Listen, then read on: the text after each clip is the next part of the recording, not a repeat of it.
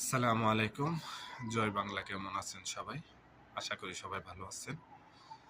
আমি ভাবছি যে রাজনীতি পুষ্ট তো করি, আসলে রাজনীতির দলকে ভালোবাসি, আওয়ামী লীগকে ভালোবাসি তাই।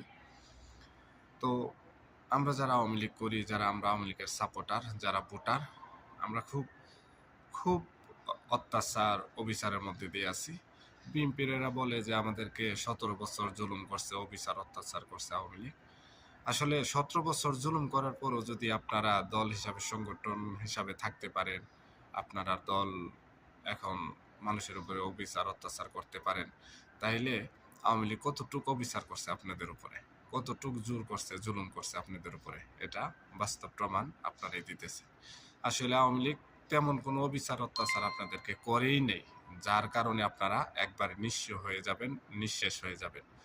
তো আপনারা যেই ১৩ মাসে ১৪ মাসে যে অত্যাচার, অবিচার বাংলাদেশের মানুষের উপরে করতেছেন, তথা আওয়ামী লীগের উপরে করতেছেন, এগুলা একদিন মনে রাখেন বাংলাদেশের মানুষ আপনাদেরকে ফিরিয়ে দেবে।